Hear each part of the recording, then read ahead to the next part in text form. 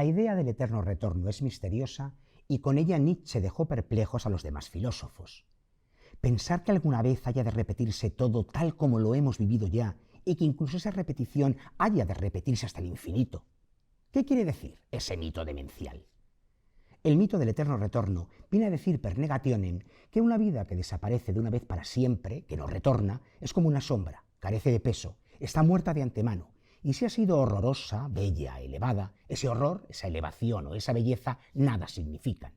No es necesario que los tengamos en cuenta, igual que una guerra entre dos estados africanos en el siglo XIV que no cambió en nada la faz de la tierra, aunque en ella murieran en medio de indecibles padecimientos 300.000 negros. ¿Cambia en algo la guerra entre dos estados africanos si se repite incontables veces en un eterno retorno? Cambia. Se convierte en un bloque que sobresale y perdura, y su estupidez será irreparable. Si la Revolución Francesa tuviera que repetirse eternamente, la historiografía francesa estaría menos orgullosa de Robespierre. Pero dado que habla de algo que ya no volverá a ocurrir, los años sangrientos se convierten en meras palabras, en teorías, en discusiones, se vuelven más ligeros que una pluma, no dan miedo.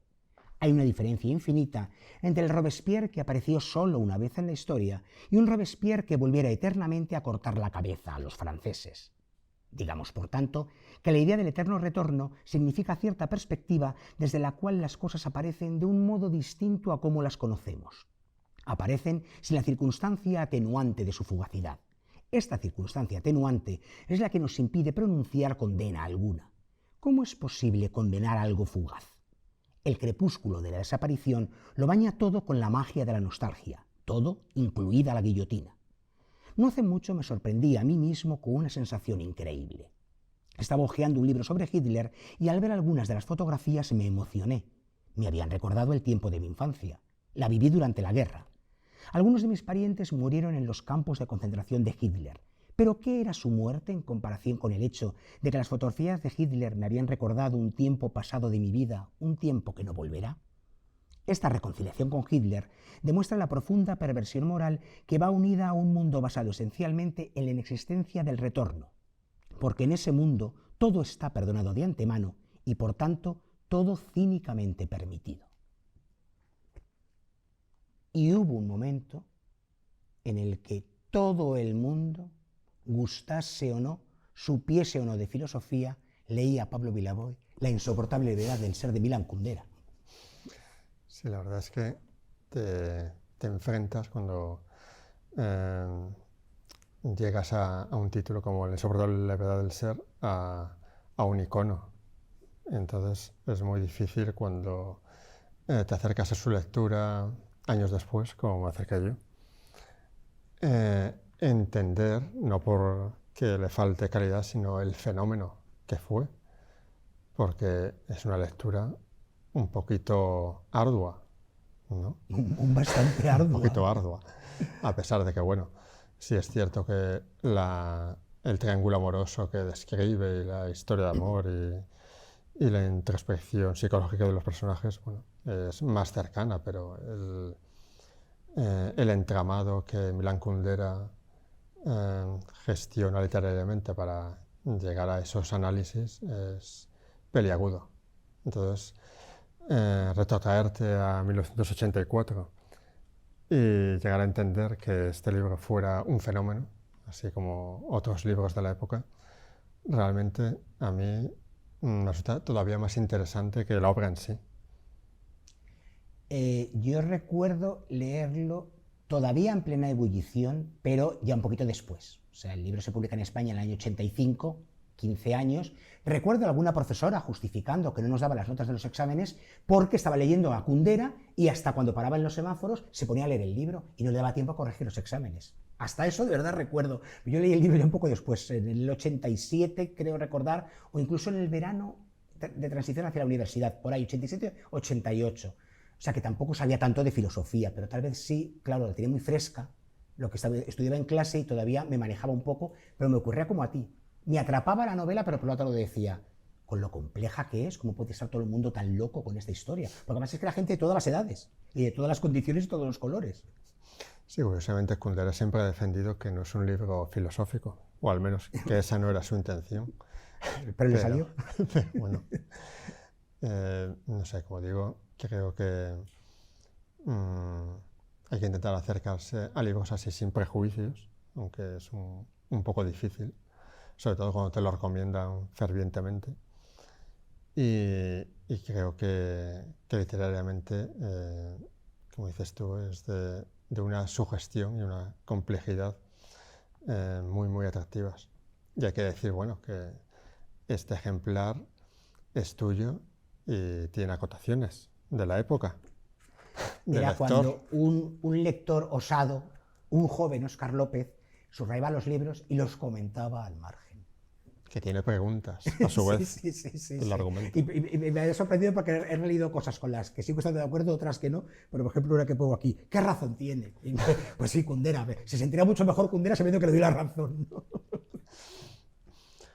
Pues bueno, como digo, creo que es una recomendación, bueno, que hay que tomarse sin prejuicios y bueno, que cada uno, tiempo después del fenómeno, que lo valore en su justa medida. Hay que decir que también, claro, que por la época tenía un peso muy nada leve, político.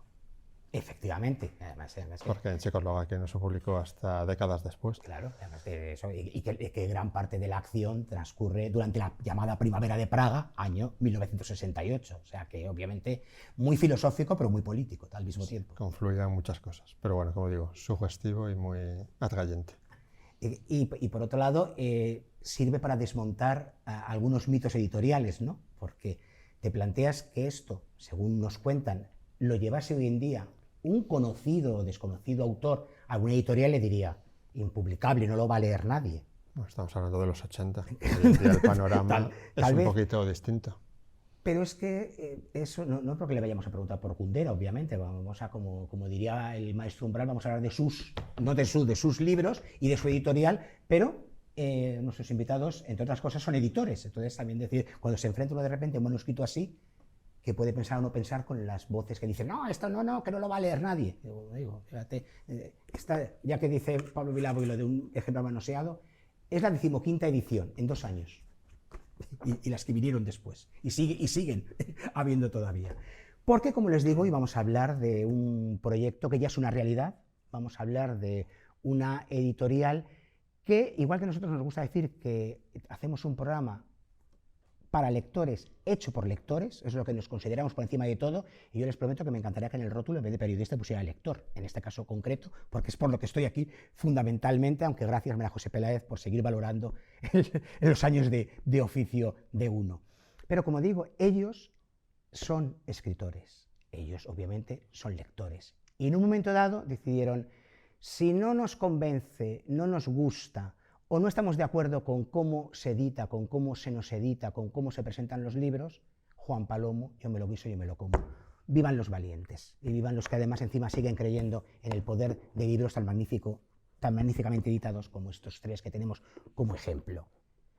Alejandro Morel, bienvenido al Arpa de Becker.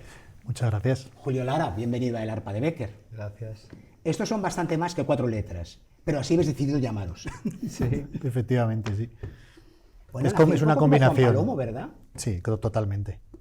Sí, nació, bueno, el nombre de la editorial, lo de 4 letras, fue una auténtica ruleta. Escogimos varios nombres, ese era el que nos gustaba más, no sé muy bien por qué. Encajaba muy bien con tener un logo que fuera un 4 y nos decidimos por que fuera 4 letras. Y el yo me lo guiso, yo me lo como, bueno, es que nosotros lo decimos en nuestra página web y es verdad, es decir, bebemos de unas raíces muy punk, aunque se nos vea tan formales, y en el punk una de las cosas que más nos atraía y que más nos ha gustado a los dos siempre es, si no te gusta cómo lo hacen los demás, hazlo tú mismo. Y como no nos gustaba cómo lo hacían los demás en general, nos decidimos hacerlo nosotros mismos. Y es que, Alejandro, como yo decía, hablando un poco de Kundera así por encima, pero muchas cosas se dan por hechas en el mundo editorial y parece que ya no nos podemos movernos de ahí. Y todavía es posible mover el mundo editorial, ¿verdad? Y hacerlo avanzar. Sí, es complicado, es un mundo complicado como todos, hay muchísima competencia, vivimos en una sociedad en la que, yo no sé si dicen que se compran más libros, yo creo que se lee menos, que todos tenemos menos tiempo para leer, entonces es complicado, pero lo que tú dices no es imposible. Y es que además poníais un ejemplo muy bueno, es que este libro no lo habría editado. La mayoría de las editoriales no lo habrían sacado, eso no es comercial, no vende. Entonces, parece como que siempre estamos tratando de repetir lo que ha vendido el año pasado en lugar de querer querer arriesgar, ¿no? Querer apostar.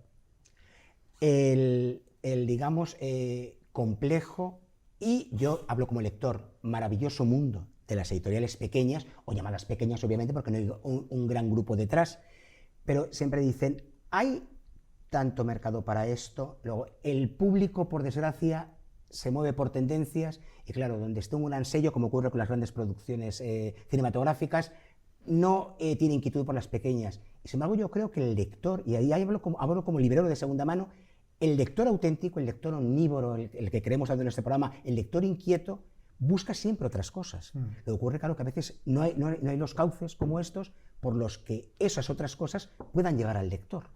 Sí, en eso Alejandro y yo no siempre estamos de acuerdo. Yo sí que eso es pienso, bueno, hace mover el mundo sí, editorial. sí.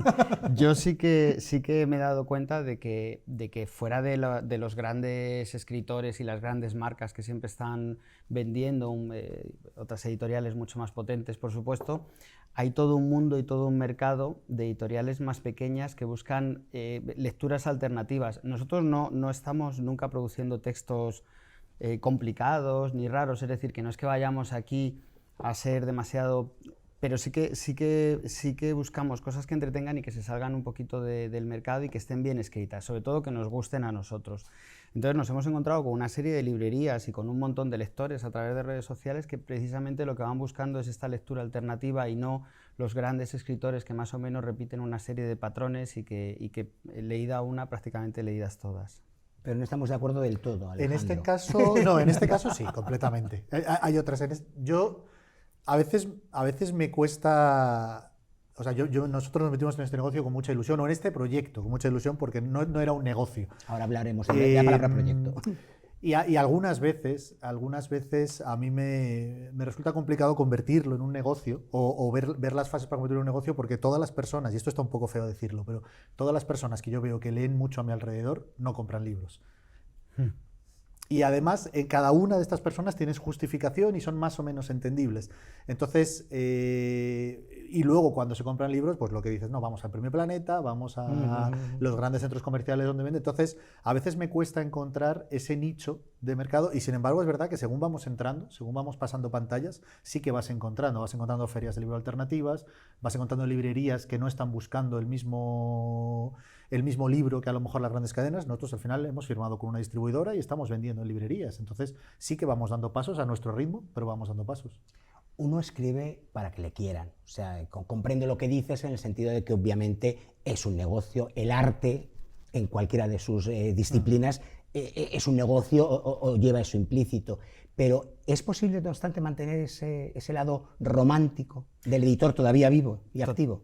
En el caso nuestro sí, es decir, si nosotros nos moviéramos por cifras económicas no nos hubiéramos metido en este negocio, si lo podemos llamar negocio, porque de momento es un proyecto que a nosotros nos ilusiona mucho, que nos gusta hacerlo a nuestra manera, pero desde luego a nivel económico venimos de sectores, Alejandro es ingeniero, yo vengo del mundo del derecho, hay sectores que generan bastante más dinero que la cultura, pero desde el lado romántico, cuando tú haces las cosas con este empeño y con este cariño, te vas dando cuenta de que hay unos resultados bastante positivos en general, dentro de lo que nosotros nos podemos mover. Sí, de hecho, objetivo vital, que pudiéramos vivir de esto. Pero es complicado. Pablo Vilaboy, ¿se puede vivir de la literatura? Te lo pregunto como escritor. Pero bueno, yo voy a la madre del cordero, que es lo que le interesará a muchos escritores que nos estén viendo. ¿Cómo se llega a vosotros? ¿Cómo se llega a nosotros? Si es que se puede llegar, porque hay algunas editoriales que, como lector, que hay un filtro. Como para que les escritor. editemos. Muy fácil. Nosotros tenemos una web bastante accesible, desde donde a donde se nos puede enviar manuscritos, se nos pueden enviar propuestas, y además parte de nuestro proyecto se fundamenta también en crear comunidad, es decir, no tanto en sí editar, que es una cosa que lo hacemos con mucho cariño, pero sí crear comunidad y que haya lectores, escritores. Además, nosotros tenemos varios frentes abiertos, a veces más de lo que podemos abarcar, cursos de escritura, talleres, encuentros con escritores, encuentros con lectores, es decir, tenemos muchos proyectos abiertos y contactar con nosotros es muy fácil. Es entrar en nuestra web o en nuestras redes sociales y contactar, y estamos detrás de cada cosa de cada propuesta que nos hacen, estamos detrás. En particular, yo creo que hace 2 semanas que lanzamos una petición de manuscritos, ¿no? Más o menos, y nos han llegado, bueno, unos cuantos. Estamos precisamente ahora leyendo y seleccionando, y sí que nos comprometemos a responder a todo el mundo. Comentabais otra madre del cordero, que es la distribución o cómo conseguir un escaparate a lo que se publica. ¿Cómo gestionáis esto? Porque hay muchas editoriales que descargan todo el peso en el escritor. Búscate tú la vida con las redes, con las librerías, con las ferias. Es verdad que a nivel de promoción hemos llegado a un punto en el que las editoriales se han quitado de en medio, o la mayoría de las editoriales, incluso a veces las grandes, se han quitado de en medio y han descargado absolutamente en el escritor. Lo vivimos aquí, para tener invitados casi cada semana. Sí. El escritor, vamos, y es que además lo estamos viendo con escritores famosísimos y que venden una barbaridad, pero que se están pegando una paliza de promoción, entonces claramente recae sobre ellos. En nuestro caso, nuestro compromiso con el autor es que vayamos de la mano. Entonces nosotros vamos a abrir una serie de puertas, o vamos a tirar de las puertas que conocemos y donde los pasos donde podemos ir, pero sí pedimos una vinculación, porque al final es la persona también que está mejor preparada para hablar de su libro, ¿no? para promocionar su obra. A nivel de distribución hemos conseguido una distribución tradicional, hemos firmado un contrato con una distribuidora que nos está colocando en distintos puntos de venta, todo partiendo de los pasos que podemos dar y que estamos cómodos dando. Y luego tenemos la venta directa en nuestra web, que también es una posibilidad y que también está funcionando. ¿Y qué línea literaria seguís? ¿Qué nos gustaría seguir? Porque cada vez que lanzamos una propuesta para que la gente nos envíe manuscritos, nosotros siempre queremos algo que nos haga reflexionar, que trate temas de actualidad, temas sociales de todos los tipos. Luego nos mandan de repente un thriller que nos gusta y lo publicamos, que no tiene nada que ver con lo que... Entonces, inicialmente a nosotros nos gustaría que nuestros textos tuvieran cierto compromiso, o lo que nosotros publicamos tuvieran cierto compromiso. Pero lo cierto es que no siempre es así, y que si un texto nos gusta, tal. Hay luego algunos géneros que de momento no tocamos poesía, no tocamos ciencia ficción. Hay algunos géneros que, como son demasiado ajenos a nosotros, porque en general tampoco como lectores lo usamos, por así decir, pues no nos atrevemos a editarlo. Pero luego en la línea cualquier tipo de género que nos pueda gustar.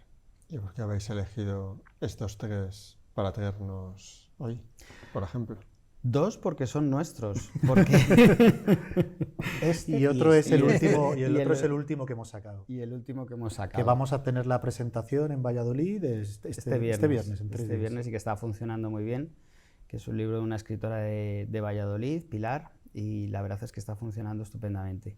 Los otros 2 es que son nuestros y son como nuestro buque insignia, es decir, nosotros nos metimos a editar primero para editarnos a nosotros y hacerlo bonito, y luego ya para editar a los demás y que quede también bonito. Pues habladnos de vuestros libros. Bonitos están, sin ninguna duda, cierto es. A nosotros nos lo parece. Al final, bueno, tú que también eres escritor lo sabrás, al final vuelcas demasiado, vuelcas muchísimo dentro de un libro, son años de trabajo y para mí, sobre todo cuando empiezas, es una sensación de desnudez y de alguna forma lo vulnerable que eres, y nosotros los 2 hemos tenido experiencias en otras editoriales y sin tampoco querer criticar el trabajo de nadie, pero la sensación que da es que no hace justicia al trabajo que tú has hecho y a todo lo que tú has volcado en ese libro. Entonces, para nosotros siempre fue muy importante que el autor, nosotros los primeros y el resto igual, y yo creo que con los autores que hemos firmado hasta ahora lo están, se quedara tan satisfecho con el objeto como lo está del libro. O sea, buscar, por lo menos vamos a darle calidad, que yo pueda ir a una librería con esto y decir, oye, este libro es mi libro y quiero venderlo. Luego ya por dentro, cada cual que lo juzgue, ¿no? Sí, y entrando en materia un poco también de la temática. Bueno, en el caso mío, que es Herida y cicatriz, que es el primer libro que nosotros hemos publicado en 4 letras, no el primero que escribo, este es el tercero, si no me equivoco, pero el primero que publicamos en 4 letras, tiene ese compromiso que yo personalmente busco en todo lo que nos envía, ¿no? Que es un poco reivindicar a una generación de mujeres, las mujeres del 27, reivindicarlas y novelar la vida de una de ellas mezclando varias, pues para dar un poquito a conocer una generación que, aunque ahora se está empezando a mover, durante muchos años nadie se ha acordado de ellos, y hay grandes artistas, tanto en pintura, en literatura, en ensayo, que no se han reivindicado lo suficiente. Entonces, bueno, yo ficcioné todo eso y salió Herida de cicatriz, de un libro del que me siento bastante orgulloso en general. Y este es el niño de Alejandro. Y ese es mi niño, efectivamente, el buen vigía. Este libro salió, es el segundo libro que yo escribo, el primero que publicamos en Cuatro Letras. Yo estoy en el otro lado, digamos, totalmente de acuerdo con Julio en buscar novelas que aporten algo y novelas sociales, pero es verdad que yo disfruto muchísimo la novela negra, la novela de misterio, tanto como lector como escritor. Entonces, es una novela de misterio ambientada en Madrid, muy madrileña, que se desarrolla en 3 tiempos distintos. Una parte que además fue todo un desafío escribirla, en posguerra, una parte más o menos en los 70, 80 y otra más actual. Entonces, bueno, son 3 historias aunadas y entrecosidas con un misterio que va recorriendo de alguna forma el tiempo y una serie de personajes pues un poco al límite, un poco tratando de sobrevivir en la ciudad. Y os diré que a veces puede dar mucho miedo la palabra compromiso, como otras grandes palabras, sobre todo en el ámbito literario, pero yo creo porque a veces se han utilizado muy mal, se han utilizado demasiado y se han vaciado de contenido. Sí. Yo como lector sí os diré que, habiendo visitado vuestra web, me gusta mucho lo que ofrecéis porque a mí me gustan los libros que te inquietan, interesan, perturban, en el sentido más amplio de cualquiera de los términos. Y ahí está, nunca mejor dicho, implicado, y ahí está comprometido el compromiso, o sea, que provoque algo, que te aporte. Una comunicación entre lector y autor, ¿no? Claro, es un poco el objetivo nuestro. Es verdad que Alejandro y yo, que al final somos los que damos el visto bueno a los manuscritos, porque ahora ya estamos recibiendo muchísimos y no damos abasto a leerlos. Cuando empezamos nos los leíamos todos y tardábamos un montón. Ahora ya hemos tenido que contar con un equipo de lectores cero para que nos puedan hacer un primer trabajo de criba y luego nosotros ya seleccionar. Alejandro tiene una tendencia a buscar más thriller y más novela negra, pero igualmente que tenga un trasfondo, y yo busco un poco más ese punto social para que sea como más... A mí la palabra compromiso no me da ningún apuro decirla ni nada. El compromiso viene desde muchos lados y nosotros estamos comprometidos con muchos aspectos de la sociedad y con los que no estamos no entramos, claro, porque si no estamos comprometidos no pintamos nada ahí.